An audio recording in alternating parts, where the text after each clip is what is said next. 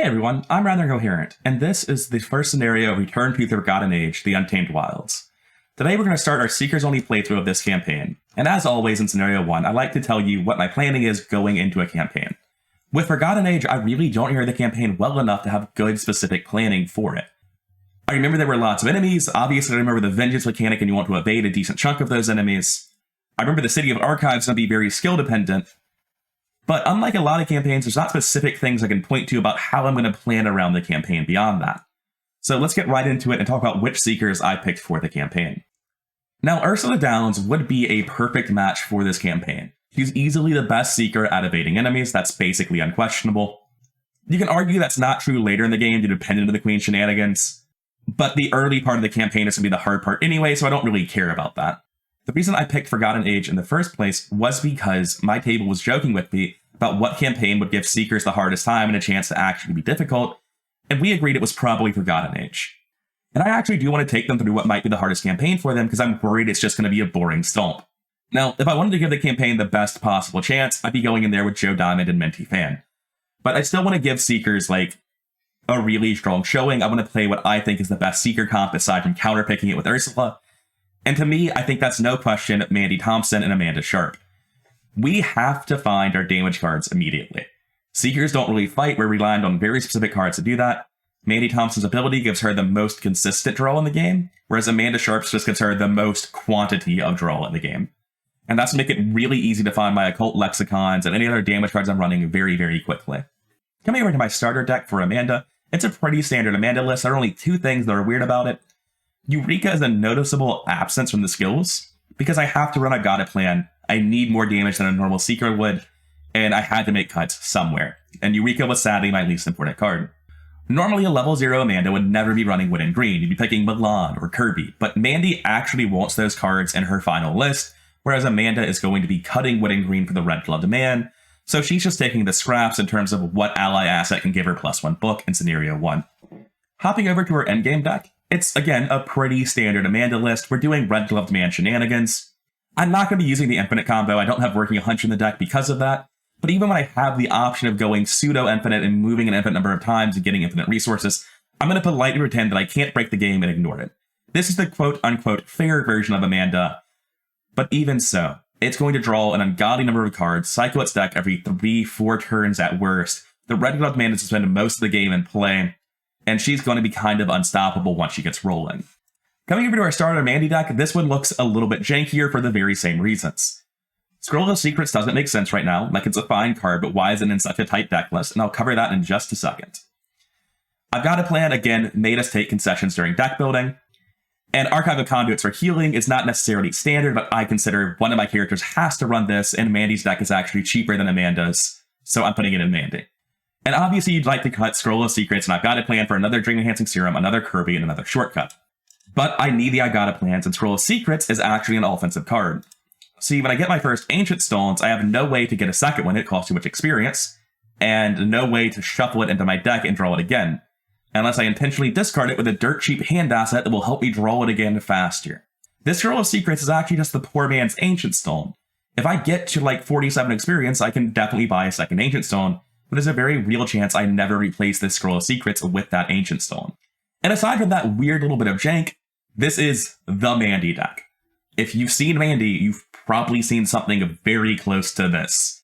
You run all of the draw, you run the Practice Makes Perfect setup, you run the broken assets, but you only run one of each of them because your Mr. Rooks are going to find them, which gives you more individual slots for broken assets.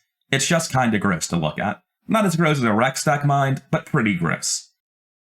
Something I want to mention quickly is that I'm not super clear on where the big four Seekers are in relation to each other on a tier list. I know that Harvey, Amanda, Mandy, and Rex are all crazy, but I'm not quite sure who's the best out of them. I've recently played Rex in standalones, and not that long ago in an actual campaign. I'll be playing Mandy and Amanda here in the Forgotten Age. And off the channel, with my tabletop group, I'm actually playing Rex through 3-person Forgotten Age right now. And the reason I'm picking Rex, because usually we Rex isn't fun, don't play him, which is what we've done ever since the first time we saw Rex, is we were questioning if Rex really is top of S tier, if he deserves to be at the very highest point on the tier list. And we decided to run with 2 fighters from Forgotten Age who are going to be doing weird jank combo-y stuff, We're going to see if Rex can just single-handedly carry all 3 of them. He probably can. But since I'm playing all 4 of these big 4 Seekers relatively close together, it'll let me more accurately compare them, and I'll probably have a specific video just comparing the big 4 Seekers sometimes after this campaign ends. One more thing before you get into the game, I have adjusted my audio settings quite a lot. I should sound a lot better now, a lot less hollow and boxy. Not quite sure what it was. I think it was my old compressor, but I've scrapped everything and completely rebuilt it all from the ground up. My audio filters on OBS should be doing a much better job these days. Oh, and I forgot one thing. Let's go get our random weaknesses. For Amanda's random weakness, we're going to get Unspeakable Oath is one of the campaign mode only weaknesses that I allow myself to keep. It's not one of those weaknesses that does nothing until it just kills your character outright. It just has an effect relating to experience, so it doesn't do anything in standalone. And what it's going to do is if I end the game with it in my hand, I get 2 less XP. To avoid that, I need to play it as a reaction to investigating a location with no clues on it to get rid of this card. That's not that bad. It's a hassle, but not a big deal. Even absolute worst case scenario, if it goes off, you only lose 2 XP. But that's all told very soft for Amanda. Over here in my Mandy Thompson deck, my random basic weakness is going to be a leg injury. Gross. Gross, gross, gross. Oh, shit! I recently learned a lot about actions looking up how haste worked. And this doesn't do nearly as much as I thought it did. I think of lightning bolts and reactions as being free actions and reactions. Both of those include the word action, and then I think of them as actions for the purposes of things like haste. But I realized that was bad language. I looked it up. They're called triggered abilities, which means that if I use something like a pathfinder or a shortcut, that isn't a move action. So since I don't plan on doing a whole lot of normal move actions anyway, leg injury is actually really damn soft, and even if it is a problem, later on I'll be able to heal it off of myself relatively easily. So that is super soft now that I better understand the rules. So without any further ado, let's get into it. Let's start talking about what we're doing in Scenario 1, which will include what provisions we bought. For a while, I had convinced myself not to buy food, but that's a little bit too edgy even for me. We'll be buying provisions on each of our characters. Over here on Amanda, we're picking up torches in the map. The map is going to be useful in terms of turning dead actions into meaningful actions this scenario by using this ability. And Amanda's going to be a much worse character in this scenario, so I want her to be the one with the map. Aside from that, I also picked up 2 medicines, I figure we're going to get poisoned eventually. I want to just have them now to avoid taking physical traumas. And binoculars to get the experience on Mandy after Scenario 1. There are a bunch of other things I won't. I have them all in a big pile up here to remind myself. This compass is what I originally was buying instead of food. Kind of sad not to have it. And I'm probably going to be skipping food at some point, because I really want to get all of these things, and I'm very sad that I don't have them yet. As always, we're playing on standard difficulty with the taboo list. Our skull does nothing. At some point towards the middle of the scenario, we're going to add tablets or cultists to the bag, at which point it's basically just going to be a -5 and an auto-fail. And squid is -2 if you're poisoned, you automatically fail. Not the worst bag in the world, especially because those worst tokens don't show up until later. We have a 5-card exploration deck with the new exploration rules. We're adding a card every time we succeed in investigation. That's why I've got all of this right here next to the agenda deck to make sure I don't forget it. And I think that's just about it. I think we're ready to go. Yeah, let's get into it. Shuffle the deck and read the agenda. Agenda 1, Expedition into the Wild. Your expedition has ventured far into the rainforests of southern Mexico in search of a forgotten Aztec city-state. What will you find when you head deeper into the Untamed jungle?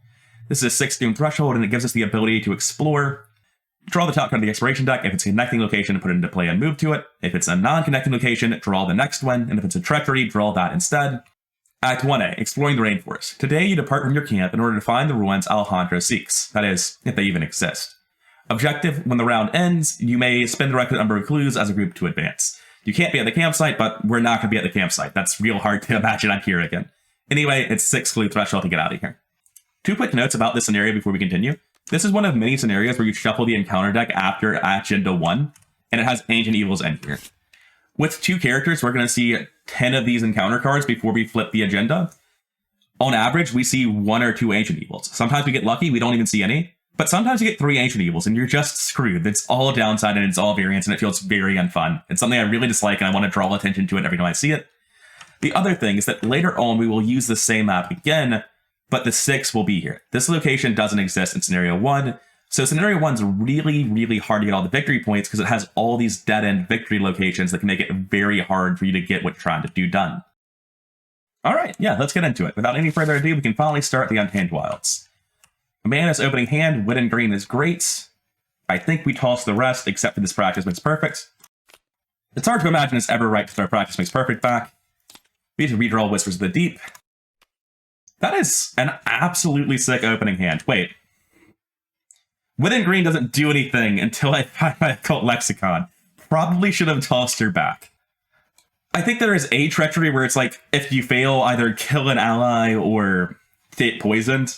I don't want to get poisoned, so I guess she's good for that. Anyway, for Mandy's top 5 cards, we're going to see. It's going to take me a while to stop doing that. Magnifying Glass is great. Aesthetic Revelation, not so much. Crack the Case, not so much. It'll be good soon. I don't want to hold up God Plan. I want, like, there are enough damage cards in our decks. I want to look for Occult Lexicon specifically. I'm going to hold the Deep Knowledge. It's more cards in hand total. It's work. Archive of Conduits is not what you want to see. It's probably not even, like, doable in this scenario because there's no locations initially. It's going to require a decent amount of backtracking to do it, so it's probably just getting thrown out for a question mark on a Mythos test. Anyway, that brings us to the investigation phase. We have to immediately do Amanda's thing. Dream Enhancing Serum is way better than Winning Green. We'll be playing that instead. Something has to go under us, though. Probably Perception. I'm not thrilled about it, but it's fine. And I'll go first as Amanda. I'm going to explore immediately. We're looking for something that connects to our location. We got it. It goes here. It's the River Canyon. It's a 4-shroud 2-clue location. As an action, you can heal 1 damage for an investigator here. If you have a canteen, heal 2 more. We don't have a canteen. That was not even close to the thing we were considering. Let's shovel this card in, by the way. Being at 4-shroud, it's pretty hard to think I can reliably investigate that, which kind of sucks. No, because I have Practice Makes Perfect. I'm going to investigate after playing this Magnifying Glass. Do I want to play Dream Enhancing Serum first? Ah, damn. I am not nearly as clever as I think I am. If I went first with Mandy, she could have used her ability on Amanda for her Practice Makes Perfect, but here we are. I'm actually not going to commit to using Practice Makes Perfect then. I want to hold it till Mandy can use it on me. That's probably a little bit too greedy. I don't think I get away with that. I'm going to play the Dream Enhancing Serum, and then I'm going to investigate with Practice Makes Perfect. I'm not happy about it, but Mandy has 2 targets in her hand. We'll find more stuff to Practice Makes Perfect later. We're going to search the top 9 for a skill to commit. Apparently earlier I was editing the wrong deck. I have Paranoia as a random basic weakness instead of the Curiosity Oath, so I need to change that in a hot second. Of my choices is an Easy Perception. And actually, no point in shuffling that just yet. Let's make sure we fix this immediately. Alright, with that out of the way, we're now investigating at 7-4, which is pretty good, but not nearly guaranteed. Easy game. I draw 1 card from each perception. The other perception comes to my hand because its Practice Makes Perfect. And of course, we're going to take one of the clues. Mandy doesn't particularly want to come down here to the River Canyon when Amanda can probably handle it herself. But the flip side of that is that Mandy can just take the test at +2 without committing anything and has a Crack the Case in hands. First action, I'm going to move down to where Amanda is. It's not super efficient. I'm not happy about it, but it's correct. We're going to play a Magnifying Glass out for 1 resource. It's fast.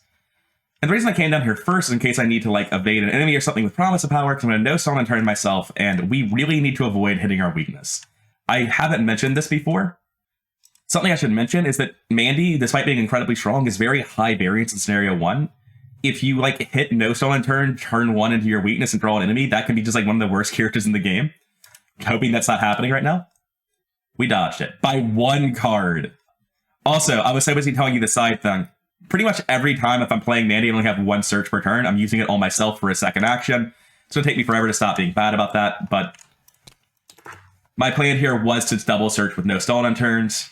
We hit the Astounded Revelation, gain 2 resources. Practice Makes Perfect is going to be our next pick. We get 1 more pick from what is now the top 4 because we've already taken 2 out. Occult Lexicon easily. That is a good no stone unturns. Of course, we should probably spend the money to play it, you know? It is not a free card. I'm only shocked that no stone turn costs 2. I don't really use Practice Makes Perfect here. I would like to try to double hit with it. So I'm just going to investigate once at +2. Skull is an easy success, and we'll take the last clue here. Seekers are off to a good start. Upkeep phase. Enraptured is nice. Well, actually, no, Enraptured is terrible. It's great later in the campaign, but it does nothing now. Which is unfortunate, but it's where we're at. Oh, that reminds me. I specifically talked about this. I wanted to play Crack the Case from this location. And I think I wanted to give all the money to Amanda, because Mandy was just fine. Yeah. Usually I try not to play things retroactively, but if I specifically talk about playing them and then don't, because I'm sidetracked by a million little things, like talking about the cost of no stone unturned, I tend not to care too much. Anyway, we're back to the Mythos phase. Top of the round, 1 Doom. Make sure the deck is shuffled. Draw a card. Ancient Evils, the exact thing I was worried about. Alright, let's hope we don't hit too many more of this. Arrows from the trees take 1 damage plus 1 additional damage for each ally asset you control. Are we at an agent location? We're not, thank God. Spoiler alert, by the way. We're going to be siding with the Chitaka because we cannot fight her and we don't want to keep taking damage from this. Luckily, that's just 1 damage on Mandy. It's still a little bit gross. And that brings us to our turn. As the Mythos phase is starting, or the investigation phase rather, that has to happen. Perception gets tossed, we put something else down. I might just toss the Prophesy. I'm not a fan of that. I think scenario 1 is going to be the hardest scenario by a substantial margin. But we still probably get a chance to translate the Dream Diary. Sometimes what I'll do with Amanda if I don't have good turns is I'll just throw a card I know I'm not playing under her. And it's just to not waste a skill card that I'm going to use later on it. It's going to be Perception this turn. What I'm hoping I'll be able to do is I'll be able to explore with Mandy, and then having explore with Mandy, I'll be able to use her ability on Amanda. It's just safer to double Amanda's Practice Makes Perfect, or to use Mandy's ability on it, which may as well fucking be double. Jesus, it sounds a little bit broken when you put it like that, doesn't it? Anyways, using Mandy's ability on Amanda is much safer than using it on myself because I'm the one who can draw an encounter card and do nothing if I get unlucky. So I'm going to go first with Amanda. I'm going to be exploring this time. If I get unlucky and pull an enemy, I'm currently already with Amanda. There should be 5 cards in the deck. There are. So let's explore. First action. We're looking for something that connects to Green Diamond. This does. This is down here, I believe. So Mandy's going to go down to the Trail of the Dead. There's a 2 Shroud, 2 Clue location, Victory 1. After you investigate or explore here, check your supplies. Take 1 horror if you don't have binoculars. Joke's on you. So the awkward thing here is that Mandy can handle this herself very easily. What I can do is I can take a setup. I can play like Occult Lexicon Deep Knowledge and just hang out here instead of moving forward. That's fine. I'll do that. I'm going to play Deep Knowledge. All of it has to go on myself because Amanda isn't here. Draw 3 cards. My leg broke. And then I'm going to play Occult Lexicon. Correct me if I'm wrong. I just subtracted 2 resources twice, right? I'm 100% sure that's what happens. I think I was going to play Occult Lexicon first and then play the Deep Knowledge and then spent the money twice. There's no way I should be that broke when all I played is a Magnifying Glass and a Practice Makes Perfect. And that'll be my turn, correct? One more thing to do, I have to shuffle these in. Should have done it in the other order, it turns out, but oh well. Amanda's up next, she's going to move down. She's going to investigate, she's going to play Practice Makes Perfect for 1 resource. Mandy is going to use her ability, which for some inexplicable reason can work on people other than her. Because why wouldn't she be good at team support too? We're investigating currently at 5-2. All we really care about is hitting things like deduction. There's a deduction. There's nothing else relevant to duplicate, but I will still take this Promise of Power, I think. Yep. Use the second hit on Promise of Power. Add a curse to the bag. For a long time, I played with Promise of Power, adding 2 curses to the bag, and I still thought it was good. The card is so gross. Anyways, we're investigating at 2, 4, 5, 6, 10-2. Let's see the auto-fail. Easy game. Deduction goes to hand, Promise of Power goes to hand, I draw a card for Perception, Practice Makes Perfect discards, I get both clues because of deduction. I'm feeling a little bit grossed out by Seekers Only right now. I'm not entirely sure we're going to have problems in this scenario. Do I explore again, or do I take a setup turn? I don't want to play Wood and Green just to have her get shot by arrows immediately. I also feel a little bit naked without an ally, and I've got 4 resources to burn, basically. Like, my entire hand is free. Oh wait, Dream Diary is a tome. Wooden can actually come online if I get this in place. Let's do that. And then we'll play Wooden as soon as we can in a couple of turns. So that'll be my last action. That's it for us. Enemy phase, there are none. Upkeep phase. Crack the case again is very nice. We're at hand size there, 1 under here. That is some Practice Makes Perfects though, isn't it? Top of the round, 3 of 6 Doom, and Evil cards. This is not a card I'm a fan of. Resentful Wilds. Take 1 horror and attach it to the nearest location without a copy. After you successfully explore here, add it to the victory display. So you basically can't explore here ever if you want to avoid getting Vengeance. Which is potentially very able to box you off into not being able to explore, not being able to get victory very quickly. We're not quite there yet. We have this path for 1 victory and this path for another. But I hate that card in terms of how it impacts the gameplay. Best laid plans, Peril, lose 2 actions, shuffle the top card of the... Oh, that is a hard choice. This isn't actually a hard choice once I've thought about it more. My options are lose 2 actions, or eventually cancel an exploration action and draw a Mythos card, which a Mythos card should on average take you at least 1 action to counteract. So like, that's actually really unpleasant, but it's a very easy choice to lose 2 actions for me. I'm going to take Amanda's turn first, because it depends on where she explores to what we're going to be doing. First, though, we have to draw a card because of her ability and replace the thing underneath us. Lab Assistant is great. It's much better than Witten. Unfortunately, we do need Witten for the book boost. But Lab Assistant is expendable, which is nice. I can't put these Promise of Powers under me. I need to hold them for dodge checks. I might be throwing Prophesy under me. It might be a little bit safer during the Mythos phase. It's not nothing. It's still decent. I'm going to put Prophesy under me. And Amanda's going to go first. She's going to move back, and she's going to explore. It looks like I forgot to put a card in here. Glad it's always supposed to be 5, and it's easy to keep track of. So let's see what we get. We're looking for Green Diamond Connection. We have it. This is directly below it. The Cloud Forest is a 3-cloud, 4-clue location. Forced when an enemy here would be dealt any amount of damage, check your supplies. If no one has torches, cancel that damage. That's potentially a very gross place to find an enemy. I might just activate the Dream Diary to draw Essence of the Dream for next turn. That's going to give me discards, though, if I do that. I could instead just play Lab Assistant, which gives me more options, more immediate power. Yeah, I'm just going to play Lab Assistant. I don't like not playing Witten for longer, but I think it's right. We're going to immediately gain 2 resources and then feel bad about getting Whispers from the Deep and skipping our next turn. We are no longer having sick deduction plays.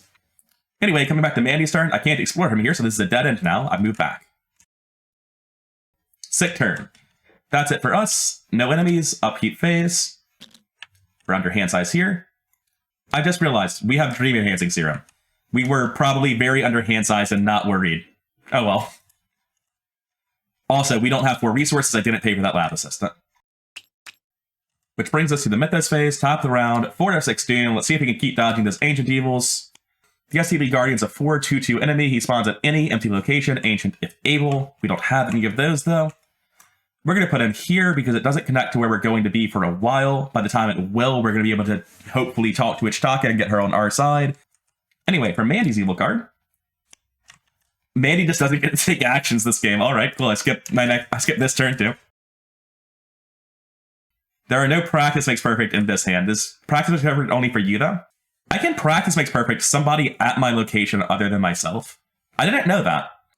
Okay, Mandy's going to go first. She doesn't want to be at the location adjacent to this guy, because if she is, he's just going to attack. So yeah, Mandy's going to move down. That's her entire turn. Good job, Mandy.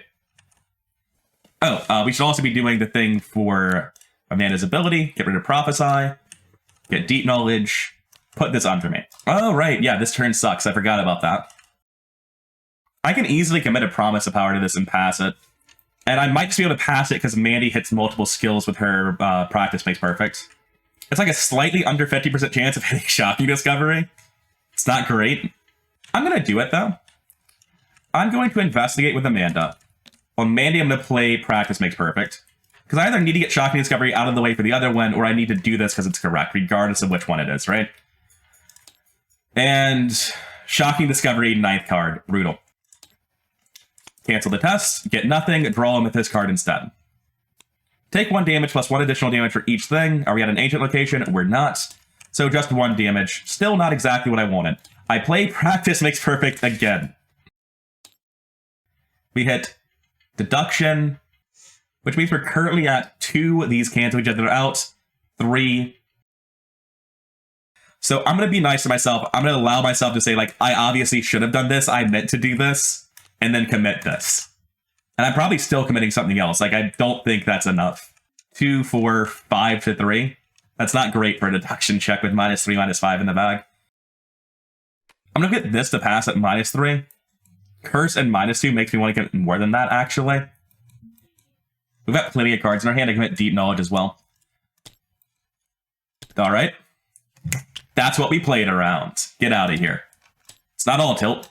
Discarded. Discarded, back to the bonded cards. We did not succeed by 3, not at all. Deduction will go to my hand because we succeeded the test. Maybe not next turn, but very soon I can vomit out some practice cases to get a lot of money. I'm just going to draw a card instead. I can't play this because Dream Diary is still on the board, and until I get Dream Diary solved, I have to keep using it. That's okay. Enemy phase doesn't do anything because these locations do not connect. I was very worried about that earlier. The heart and triangle have no connection marker. Anyways, upkeep phase. We're good on hand size on both of them. I've got plans are stacking up. We can deal with enemies pretty well at this point. 5 of 6 Doom. We have a 2 out of 16 followed by a 2 out of 15 chance of hitting Ancient Evils. Most of the time, the agenda doesn't advance. He's gonna spawn in an empty location. Thank God. What does this even do? At the end of your turn, if you didn't successfully explore, take 1 horror, test 3 head to get rid of it. Sounds like one of many things that might be happening with a promised power this turn. I know a lot of Amanda doing sick work is getting Mandy's ability and practice makes perfect from Mandy, and Mandy's not been doing work because she's literally been taxed 4 actions. But at the same time, I'm really impressed with how well Amanda's doing in Scenario 1. But either way, we're putting promised power under us now that we can. And then first thing, we're going to immediately spend these clues. We are not at a campsite. As we explore the dense jungle, you're suddenly confronted by several natives. At first glance, they appear to be warriors of an Aztec city-state, perhaps even the one you seek. But how could they have survived undiscovered for this long? Even with Alejandra's notes, you are barely able to translate what the warriors say, only that they call you intruder, and implore you to leave the jungle at once. You try to explain that you are searching for the Estili, which causes them to murmur and debate among themselves. Finally, one of them speaks to you in a rudimentary Spanish. Chitaka will know what to do with you, intruder. He blows on a decorated clay ocarina, producing a shrill note that echoes throughout the jungle. The warriors depart as suddenly as they arrived. Put the set aside, Chitaka enemy, and play at the lead investigator's location, shuffle the encounter pile into the encounter deck. I didn't specify for this, it also doesn't matter for now. Previously in campaigns, I've said it's whoever's on the left if I don't specify. I think that's going to be the second rule. If there's no dedicated fighter, it's whoever's on the left. If there's a dedicated fighter, they're my lead investigator, because it seems like all it ever does is give you an enemy. Anyway, let's get out of Chaka. Chaka's a 5/4/4 enemy. She's quite scary. She's got alert and retaliate. She hits for 2 meat, but she has parlay, test 4 book to convince Chaka that you are not her enemy. If you succeed, place 1 clue from the token bank on her. If you fail and she is ready, she attacks you. You know, I thought we were doing a lot better. But since I don't have Wit and Greed in play, this is just a 6 test. We get to pick who she's engaged with. It might be worth it to give it to Mandy so that I can get Essence of the Dream to better guarantee one of the tests. I think I've got enough going on, even though it's only at +2 and it feels really sketchy that we can do it. It's definitely always better to give it to Mandy. And it's definitely better for Amanda to be spending her actions trying to do this parlay check. The fact that she's only up by 2 is really upsetting. I'm going to commit this Archive of Connotes to be up 3 on the first one, add a curse, parlay at +3. That is 1 resource. How many times do we have to do it? Oh, we didn't actually read the act. That's where it specifies what we need to do. The Huntress of the Estili. I don't trust them, Alejandra says as soon as the natives are out of earshot. They meant to kill us, not aid us. If you think this Chaka is going to help you find the ruins, be my guest. But I refuse to follow where she leads. You can feel the discomfort and confusion in Alejandra's voice. You can attempt to speak with the Chaka, or you take Alejandra's advice and fight your way to the ruins you seek. If she's defeated, advance. If there are 2 clues on her, put her in the victory display and advance. I just hit add remove curse to see how many curses I've had in the bag. It's only 2. My odds are still pretty good. I think I'm going to keep going up +3 at least. Skull is still 0, so that's good. But I think I'm just going to be moving up to 3, and that's it with the Enraptured. Now we're at 3 curse tokens. Skull is nothing. Immediately dealt with. Never heard of bad luck before in my life. We can advance immediately. That was a very short act. If Chaka has clues on her, which she does, interesting. You're not simply here to shed blood. Chaka says with a spark of wonder in her voice, and you're stunned to hear her speaking in perfect English. Remember that Chaka is leading the way. Add 1 cultist token to the chaos bag for the remainder of the campaign. Shuffle the 3 set-aside ruins locations into the exploration deck and advance to Act 3A, search for the ruins. So we need to take these 3 locations and shuffle them in. Act 3A, search the ruins. If I cannot dissuade you, so be it. Follow me and I will lead you to the place you seek, but heed my warning. Disturb the ruins at your own risk. They've remained hidden for a reason. Alejandra warily keeps a safe distance from Chaka, and she shows you the way. And thank God for this, each STL Guardian enemy cannot attack or be attacked. Ignore the effects of each treachery, arrows from the trees. Objective, investigators at the ruins of Estili only can spend the requisite number of clues, which is 6, to advance. We're going to be looking for victory for a while. Since that went so well, I'm going to use the Promise of Power again. We're testing at 6-3, couple of curses in the bag. We're not really a good team when it comes to committing head icons to skills. So, I mean, I'm doing the best I can. I tried. Hey, I even passed. Get it out of here. So these STD Guardians are now blanks. That's actually really good for us. We're making a sort of breakneck pace here. I can easily get these 2 clues on Mandy and investigate at 6 by default, commit a deduction to be up to 4. Maybe commit perception as well, just to beat the -5 and some unlucky curses. That sounds like a plan. Commit deduction, I commit perception, I investigate. Skull, that does nothing. I draw a card. I get both clues because of the deduction. Was that Jeremiah Kirby I saw go into my hand? Thank God. We're also going to be playing 2 copies of Crack the Case. How much money do we think we need? You want a lot of it. I'll give you 2 resources. I'll take 4 for Amanda. Anyway, for the rest of Mandy's turn, I don't like not having enemies in play or allies in play. You can tell I don't have good intentions based on how I talk about him. I'm playing Jeremiah Kirby primarily because I want him to get shot instead of me and not me not get poisoned. So let's draw the top 5. We're doing even every time. Unfortunately, Occult Evidence is a 0-cost event as opposed to costless, so we get to draw it and it will be doing nothing and stuck in our hand forever. The rest of this is quite good, though. Milan's will be kind of awkward to play because of what Jeremiah Kirby is. We don't have charisma. But Shortcut, Crack the Case are both really, really good. And since Shortcut doesn't apply to leg injury, it actually does mean we can probably get back over it. Anyway, I think the first thing I'm going to do now is explore. There are 3 locations we could hit, so I don't think we need to use the map. We're probably not going to get a encounter card. Cool, that's exactly what we didn't want to see. This is the useless location I kept talking about. We are now at the waterfall. It's a 4-shroud, 2-clue location. It's got no victory. We don't need the clues. We're just leaving as soon as we can. That was my last action to investigate. There's no benefit to shortcutting now, so I'll just stay where I am.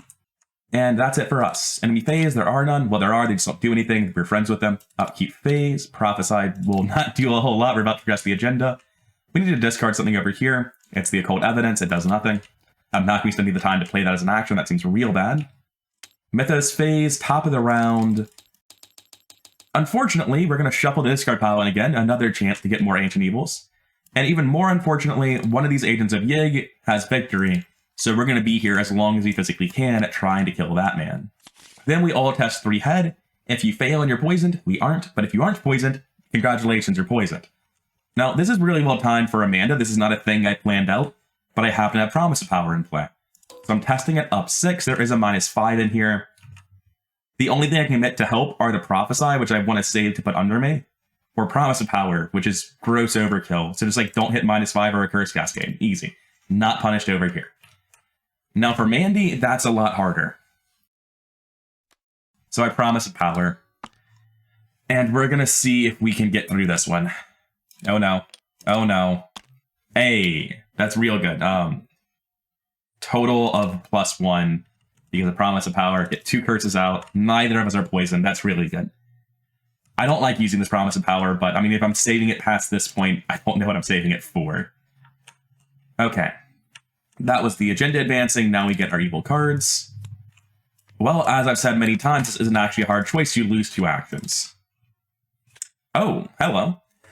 The Boa Constrictor is a 4/4/2 enemy, hits for 1/1. It's a hunter, which is a problem, but bigger problem, it's Vengeance 2. Force, after Boa Constrictor attacks you during the next upkeep phase, your exhausted cards cannot ready. I was going to say we need to figure out what Amanda's doing. And we do. We need to draw our card and figure out what's beneath us, and we're not getting use out of whatever it is. Anyway, I'm going to commit Prophesy, or rather put it under me, and my whole turn will be to tap Dream Enhancing Diary to get this card. Anyway, good luck, Mandy. I definitely have to Blood Right. If I hit a Blood Right, then I don't actually have to use I've Got a Plan, and I feel better. So we're going to use Blood Right. We're going to draw 2 cards. Astounding Revelation is gone, and Raptured is gone. 2 resources are gone. It's just a bad spot to be in. I am going to dodge first.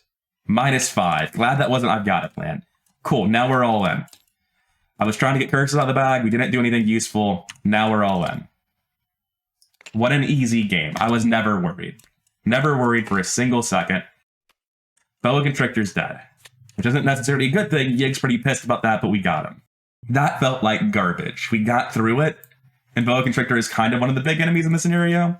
But Mandy not being able to fight or dodge right now feels pretty bad. We might not be able to split up. Anyway, that's our turns. No enemies. Upkeep phase. Let's hope we get something useful. Scroll of Secrets might get somewhere eventually. Top of the round, 1 of 6 Doom, and Evil cards. Hello, Ancient Evils. I don't think we'll be shuffling this one back, so that's alright, but we don't have that many turns left. Oh, he's already here. I will admit I wasn't ready for this. There are 2 or more Vengeance points in the victory display, so he gains Hunter. Because there's 1, he gains Retaliate. And the third one would have been a serious problem, it turns out, so I'm glad I didn't go ahead and investigate from that location, or explore, rather. Anyway, that's the end of the Mythos phase. Investigator phase begins. We have to figure out what's going underneath Amanda. I just realized I was thinking about whether or not I should be exploring with Amanda to try to do something. I'm not quite sure where my brain was at, how that was helpful. I did not shuffle anything in after I revealed the moon, because I was thinking the moon is a bad thing anyway. I should have shuffled a card in. This thing needs to die, and I've got to play this on the character with no clues, and we're out of occult lexicons here. I'm not a fan of this, but I do have to go with Promise of Power. I've been going back and forth for a while. I've been in analysis paralysis. I think I have to move in, probably with shortcut, engage, punch, punch. If that's the case, Promise of Power is the only way to get anything relevant done. Evading him's not super relevant. I've got Soak to spare. In fact, that's just a laboratory assistant, and that's what a punch is. It's not even a problem. Also, I feel like I just drew I've Got a Plan in an upkeep phase and didn't use my Dream Enhancing Serum. I know I haven't used my Dream Enhancing Serum, so even if this is a little bit wrong, I'll do it now. Anyway, where were we? In the middle of a nightmare? That's what I thought. I shortcut in as Amanda. Next, I engage this enemy as my first action. And then I wait for the train to pass. Now that I've had time to sort of mellow out and wait for the train to pass, I realize that it's okay to be in analysis paralysis right now. This is scenario 0 of Seekers Only, where they're going to be at their weakest, and I did just draw the 2 biggest monsters in the set back to back. I think I might have hit Chaka the turn before, so the 3 biggest counting the objective back to back to back, which is a little bit silly. Anyway, we're punching the man, we're committing Essence to the Dream. That means that we're swinging at 2, 4, 8 to 3. This is a good chance for us to identify this thing. 0, hot damn, we finally did it. You have interpreted the dreams, finally. And of course he's taken 1 damage, that's the whole point of doing this. We need to remember to add curses. I'm very upset with myself, I'm not going to be re-rolling. I'll add a curse again though, because I'm punching again. +1, it's fine. Eventually Amanda's going to beat him to death. 1 action at a time, no matter how many curses it takes. Over the interim, he'll kill a laboratory assistant. I'm really not too beat up about that. It's fine. Mandy needs to find us a solution out of here. Which probably means Deep Knowledge. It sounds like it means Deep Knowledge. I'm going to add 2 more curses to the bag. It's getting a little bit out of hand. To draw 1. Should I be giving this to you for your occult lexicon? Yeah, I'm going to give the other 2 draws to Amanda. I got really lucky on that first draw. That's not what we're looking at, unfortunately. We can definitely kill it by punching. I can just obscure studies under Amanda and punch it 5 to 2 for the last damage. So what I'm going to do is I'm going to... Do I gain a resource? I have to. And then play Bloodright, draw 2 cards, spend all my money. I'm never getting to play this Milan or this Dream Enhancing Serum. I'm too broke for that. I deal 2 additional damage to him. You know, I'm feeling pretty hard punished right now for not punching over at Mandy. But that's a sketchy, terrible play, so I'm glad I didn't do it. Anyway, enemy phase, goodbye laboratory assistant, upkeep phase. We're still at 8, even though we're losing our hand size increase, we're fine, thanks to Dream Enhancing Serum. Top of the round, 3 of 9 Doom. It's really closer to 3 of 7 Doom, because there are 2 Ancient Evils left in the deck and we can't be safe to them. We're getting a little bit out of hand with these enemies. A little bit out of hand with these enemies. It's just all cascading at once. And we don't have any fucking clues for the I've Got It lands. And her occult lexicon is the bottom of the deck, like literally bottom 3. Anyway, investigator phase. This goes out. This is definitely going in. I've been thinking for a while about what I need to do. I really want to kill this Pit Viper first, because Mandy needs to take her turn somewhere else. She can't fight. She's never had the money to fight. So she has to be our dedicated Kluver at this point. But I can't kill it first, because then this guy starts taking 1 less damage from attacks. And since I don't have Blood Rights, I have to use attacks, and I only have my fists, so I deal 0 damage. Which means that first we have to kill this guy. We're attacking at 5 to 3. For the first one, I commit nothing. I'm expecting a Curse Cascade, really. I'm not poisoned, -2. He's dead. Hell yeah. That was better than I had any right to expect. And now I care a lot less about Vengeance and the display. This guy hits for 1-1. I'm not really concerned with that, to be honest. I'm going to punch over Mandy at 3-2, or sorry, 5-3, which is up 2. I commit. I've got a plan to be up 3. Sorry, Mandy. Oh, cool. Good commit. This guy goes into display. We're up to Vengeance 3 now. Oh, those have been really good rolls considering all the damn curses in the bag and the -5. The best last action I could do would just be to try to evade this man, get curses out of the bag, potentially save myself some damage at 5-2. Cool, I'm saving myself some damage. Actually, do you got Hunter? You do. But that's not necessarily something I care about. I could shortcut myself, and then Mandy can also shortcut, and we can just try not to deal with him for a little while. Which I'm looking like I'm out of question mark cards to commit over here. So I think I just have to shortcut away and try to find something to refuel with. I shortcut out. I don't have an alternative. I just gotta go. I think I gotta go this way. Because if I'm here in an enemy spawn, then there's just nothing I can do. So I just gotta go this way. Because I'm out of evade now. And that's her turn. Mandy has to explore and go down. Unfortunately, there are a couple of encounter cards in the deck, and there's only one target for our explore. So the way this usually works, I fish out every encounter card in the deck, and then I move. But that's what's happening. Let's fucking hope they're not enemies, because if they are, I'm just going to shortcut over to Amanda and cry as I end my turn. First explore. We're looking for either a Mythos card or the blue tea. Nope. Oh, I shouldn't drop it there. Snake bites. Gross. The reason I'm making a new Ruins of Itzili is so that the scripting will work when I summon it. It's probably not going to help me. I'm probably still going to fail, and that's going to kill Jeremiah Kirby. But that's just how it is sometimes. Yeah. Goodbye, Jeremiah. I tried to save you. Anyway, we explore again. Hopefully it goes better this time. As I said previously, I'm looking for the blue... I didn't shuffle it, but it doesn't matter. The blue team. There we go. And we add one more encounter card in. And at this point, we probably want to start trying to use the map to the best of our ability. 5 Shroud, 2 Clues, 2 Victory. If you enter this location while poisoned, you're going to lose all your actions and end your turn. Now, there are points in this scenario where I wouldn't have been afraid of that, but with 6 curses in the bag, no book-boosting ally, and only a single deduction in hand, it feels pretty risky.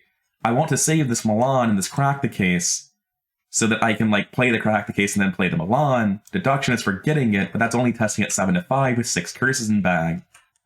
And I can't actually play this Scroll of Secrets, so I think I'm just going to draw a card to try to get some help with this test. Perception is exactly what I was talking about. Hell yeah. I'm feeling a lot better now. Still going to be committing the Scroll of Secrets to the test when it comes. But I believe that's it for us. The only enemy is exhausted, so he'll ready. Now we go on to the upkeep phase. It's about time we drew this. We now need to waste an investigate action. Successfully, though. Can't just investigate and fail. We're still at 7 cards. Dream Enhancing Serum is nonsense. Over here, we got another I've got a plan on Mandy. Not that we come close to affording it for quite a while. Top of the round, 4 of 9 Doom, really 4 of 7. Don't let yourselves forget that Ancient Evils is here, and everything is incredibly sketch. Brood of Yig. Gross. I'm just drawing, all of the monsters at once. They just all hit at the exact same time when I shuffled the deck. Nothing. No slow trickle, no, ability to deal with them as they come. Just sudden tidal wave of snakes. Alright, what's Mandy's? Well, you need to explore, you need to die. I'm going to be real with you, I'm just going to take 1 horror from this every turn, and it's not going to kill me, so that was pretty soft. Okay, let's go to the upkeep phase, or the investigation phase, rather, and see what's happening with Amanda's ability. Occult Lexicon is happening. Okay, so this guy's dead, but it takes my whole turn, which means that this guy's a problem, and we still need to put something under me, even though it won't matter or be helpful in any way. I think the Magnifying Glass is under me, because I'm just throwing a card away this turn, really. Anyway, I play Occult Lexicon. I get hit for 1-1. I draw 1 of these, I shuffle the other 2 into my deck. I play Bloodright.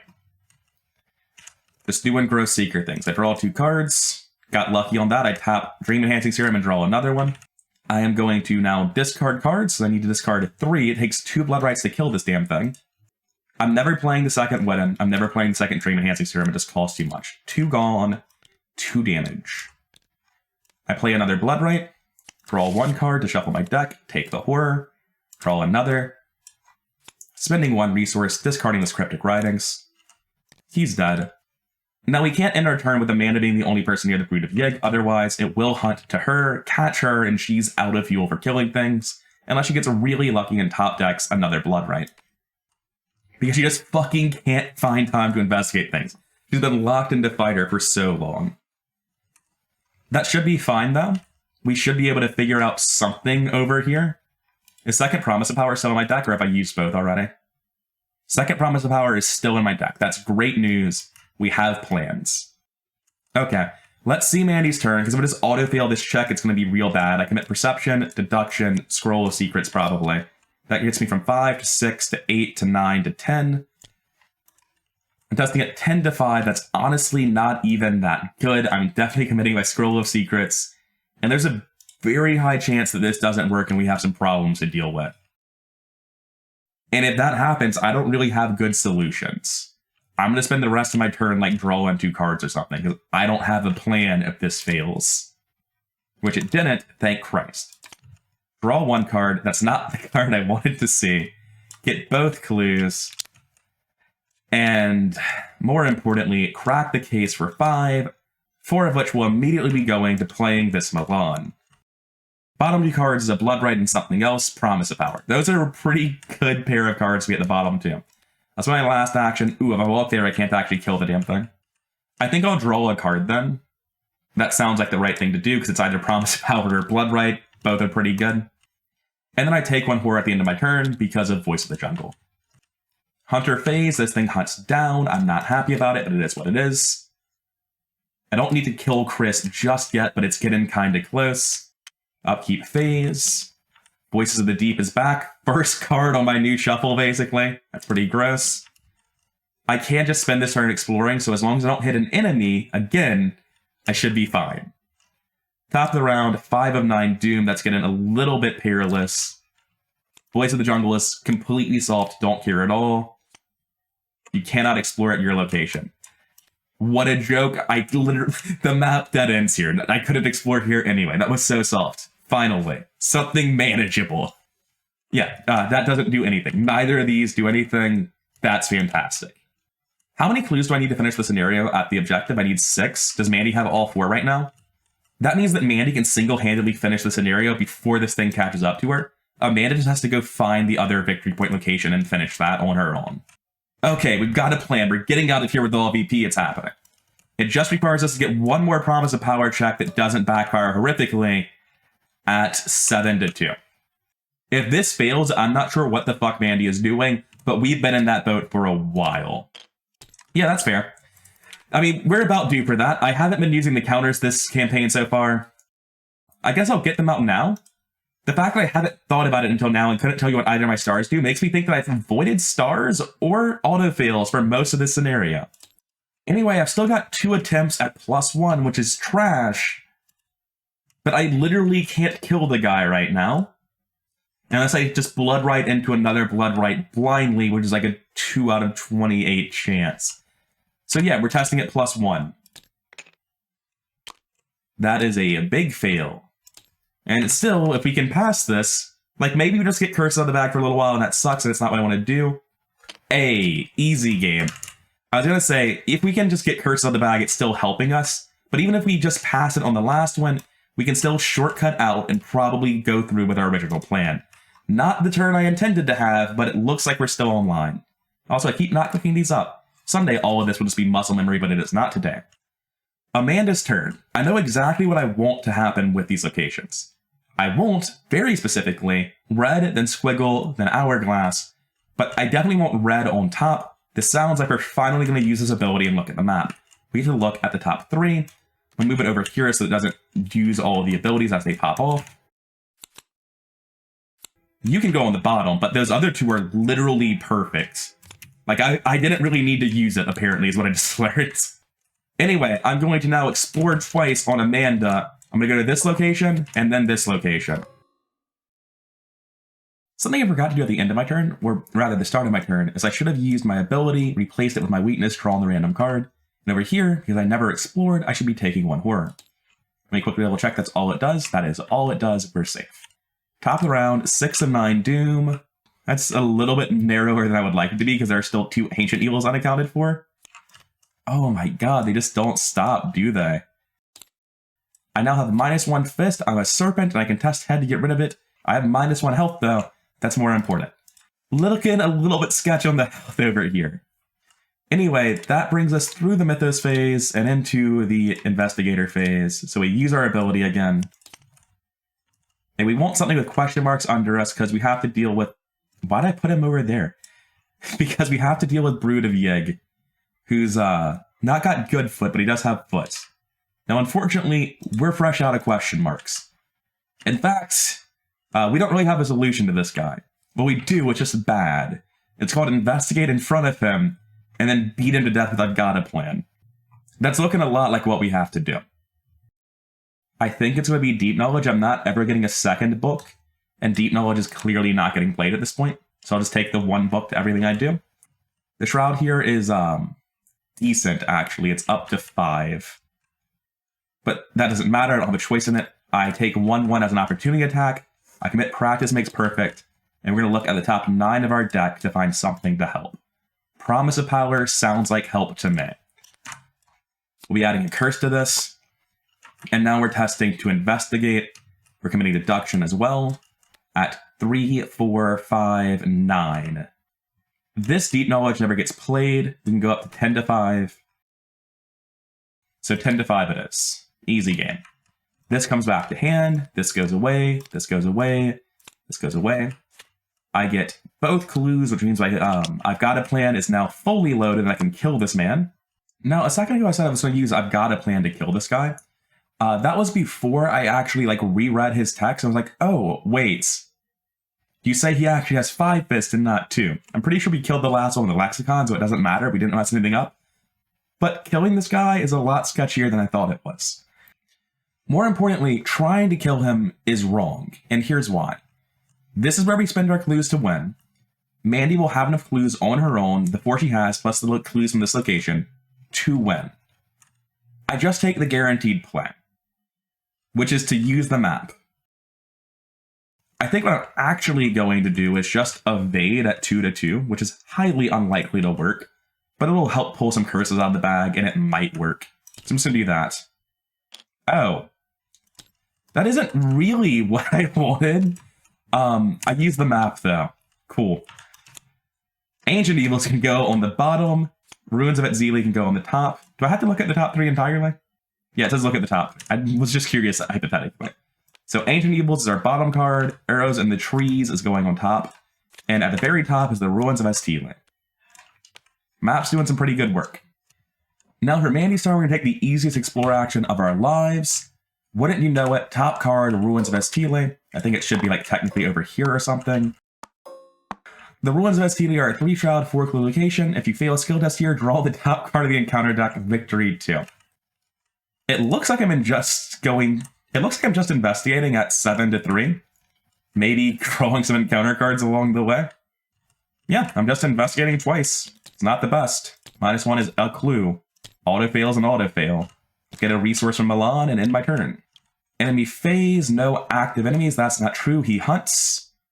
Upkeep phase, this man readies and returns to Amanda's threat area. That's not the threat area, though. Then we take our upkeep, prophesy. It's actually pretty good here, I think. And it's a good thing we know where the last Ancient Evils is. It's the bottom of the deck. Otherwise, there'd be a very small chance, 2 in 11 times 1 in 10, that we hit double Ancient Evils and just lose. But since we know where one of them is, we're safe to that. So, anyway, 7 of 9 Doom. Evil cards. Arrows from the Trees is a complete blank, because we're friends with those people. Thank God we were safe. Last turn. Slight issue. We might not be able to get this victory. Let's talk about this during the investigation phase like we're supposed to. Draw our top card, we put something under us, we have a deduction. It's the deduction, probably. It looks like we're going first on Mandy. Let's just throw something under her now. Probably Promise of Power, and she just goes second. That sounds right to me. Now for Mandy, we really want to finish this off on our own. We're investigating 7 to 3. Let's make that 5 to 3. For our first investigate, sorry, the other way around, 9 to 3, which is a pass, draw a card. Pat Milan, practice makes perfect. I said it, right? First scenario, Mandy, very high variance. Let's see how unlucky we can get. Do we hit it again? No. We hit deduction, perception. Good job, Amanda. Deduction appears to have fallen through the board somewhere, but we all saw that there should be a deduction somewhere. Anyway, we have deduction perception committed. That's +3 to our 7, 10 to 3. Auto fail me. Oh, it's happening. Oh, it's not happening, thank God. Oh, those go to hand. Not that it matters, because we have all the clues we need to win. In the rules, I would really love it if someone could tell me, legally, can I start Amanda's turn and then end it without ever entering the ruins of Estili and still finish the objective? Because Mandy has all the clues she needs. Can you progress an objective if it's not part of you that's the group that spends clues to advance it? I actually don't know. That's never really come up before. Anyway, it's not going to matter because we're safe either way. I take 2 attacks of opportunity. Let's make it a third. I investigate with Promise of Power, with Prophesy, with Deduction, just like a whole fucking mess of cards. Don't auto-fail me. Easy game. I toss this in my discard pile, and then we spend the clues as a group and we win. Honestly, that felt relatively close. I don't mean that it felt close to losing. We had that thoroughly under control. It felt close to not 100%ing at various points. It never really felt fully under control. I was really enjoying myself because of that. But I think this is also probably the hardest scenario in the campaign for most playthroughs, and especially for the Seeker playthrough. So that does not bode well for the rest of the Forgotten Age. And it is still 100%ed. Like, that is full completion. Everything in the 2-second rows, victory point enemies killed. Let's see our resolution. It's the discovery of a lifetime. What you found is beyond your wildest expectations. Despite their supposed age, the ruins appear preserved in time. Several aspects of the architecture are strangely futuristic. You set out to investigate at once, R1. So we record a bunch of things. We're going to record that we cleared a path to the Estili ruins, that Alejandro's chose to remain at camp, the investigators earned Ishchaka's trust. We're going to mark down 3 Yig's Fury, and we're going to earn Victory X. Let's do a quick tally on all of that to make sure I have everything right. So our final victory tally is 1, 2, 3, 5, 7, 9, 10 victory with 3 vengeance. But we're not quite done yet. We have an interlude immediately. We chose the tried and true strategy of no blanket, just tank it. Since no one bought blankets, we're all taking 1 trauma of our choice. We're taking mental trauma on both of our characters. We're going to spend our food on both characters. The hard part of the campaign is the early part. Provisions will be worth it. Not having food isn't that bad. You basically just lose a turn. You spend your first turn making up for the lost money, but it's still pretty bad. We got a little bit more to go. Shapes in the trees. Somebody does have the binoculars. In fact, it's Mandy. I picked it because of this. I have binoculars. I'm going to be the group's lookout, and since I have them, I get to read shapes in the trees. I earn 2 additional experiences. I gain further insight into the motivations of the Estili. That's going to be very helpful for Mandy. Mr. Rook means she needs so much experience to get truly off the ground. And lastly, no one is poisoned. We got pretty lucky on that. We don't have to spend any of our medicine. If they were poisoned, we'd spend the medicine, but we don't have to. And that's very nice. I'm not quite sure if I think I had good luck or bad luck. I think when it mattered, when I was taking the really important test, I had excellent luck. But in terms of generally what my draw order was, especially with the Mythos deck, I don't feel like I had great luck. I feel like I had kind of bad luck. I definitely didn't have the worst luck, though. I only saw, 3 Ancient Evils over the whole scenario. That's fantastic. You can definitely have worse luck. I think it is entirely variance whether or not I get all of the victory in this scenario. I think a lot of the time I do not get it. On the whole, I think I was pretty lucky. On the most important rolls and on the Ancient Evils, which are the most important Mythos cards, I got lucky. Generally speaking, though, in terms of what I drew when from my own decks during setup and from the Mythos decks in that period of turns where I just kept drawing all the enemies in the game, that was rough. Bottom card, Occult Lexicon in the scenario where I'm reliant on that to kill enemies, that's rough. And really the roughest part of all of it is just how poorly Seekers line up against 3 health enemies in scenario 1. As it turns out, the game is not balanced on Seekers killing 3 health enemies in Scenario 1, but that's what you need to do in the scenario, and it's just really, really hard. Anyways, I'm starting to ramble. I think I had above average luck. You tell me what you think. And either way, I'm going to call it here. If you liked the video, then like, comment, and subscribe. All that stuff really helps the channel grow. And I'll see you next time for the second scenario, the Doom of ST Lane.